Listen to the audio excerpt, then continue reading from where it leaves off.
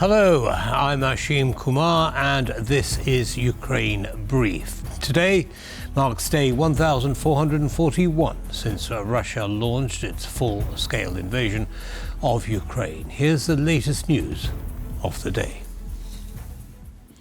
Russia launched a record number of ballistic missiles at Ukrainian energy infrastructure overnight, dashing hopes that the Kremlin would spare power systems amid freezing temperatures. Ukraine's largest private energy company, DTEK, said the attacks dealt the country's most severe blow this year. Kyiv Mayor Vitaly Klitschko reported around 1,100 buildings without heat, while nearly 60% of consumers in Kharkiv lost power and 105,000 households were left without heat, prompting a state of emergency. Damage to the region's largest thermal power plant forced water to be drained from heating networks in 820 buildings as temperatures fell to minus 20 degrees Celsius, and Russia's strikes left another 8,000 buildings without heat in Dnipro.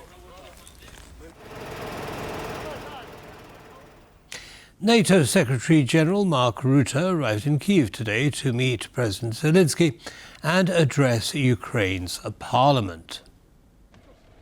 Rutte emphasized that NATO's focus on Ukraine remains unwavering and cooperation is vital for alliance security. He praised contributors to the US-led PURL weapons program, which supplied 90% of missiles used in Ukraine's air defenses. With extreme cold and widespread power outages affecting tens of thousands, questions remain about the visit's timing, just one day before peace talks in Abu Dhabi. Rutte reaffirmed that Ukraine would receive solid security guarantees, but acknowledged the country will face, quote, difficult choices to achieve peace. Addressing the Ukrainian parliament today, Rutte said that continued attacks on Ukrainian energy infrastructure demonstrate the Kremlin's unwillingness to reach a peace deal.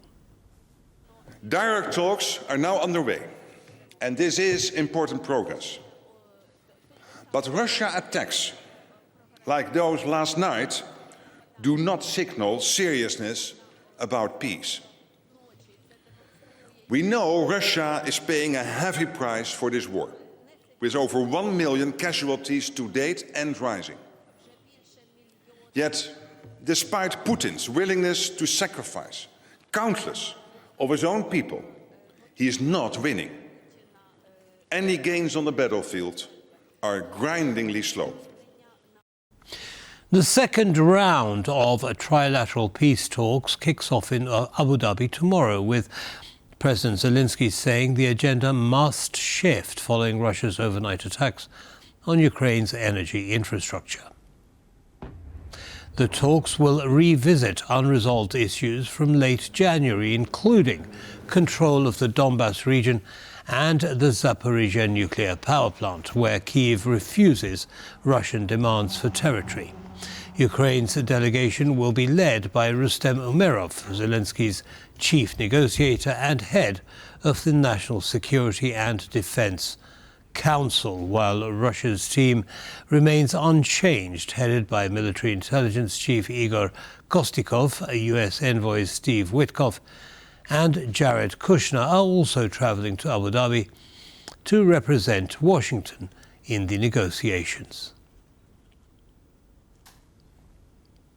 Sweden and Denmark are donating $290 million worth of newly developed Trident Mark II mobile anti-aircraft systems to Ukraine to bolster its air defense against Russian strikes.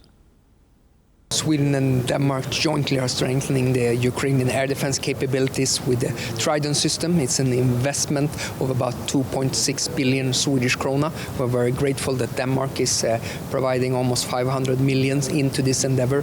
This is a platform that can take out cruise missiles and can take out long-range strike drones, and it's a capability that the Ukrainians needs due to the increase of the Russian long-range strike capabilities. And that brings us to the end of this episode of Ukraine Brief, but we will be back tomorrow. See you then.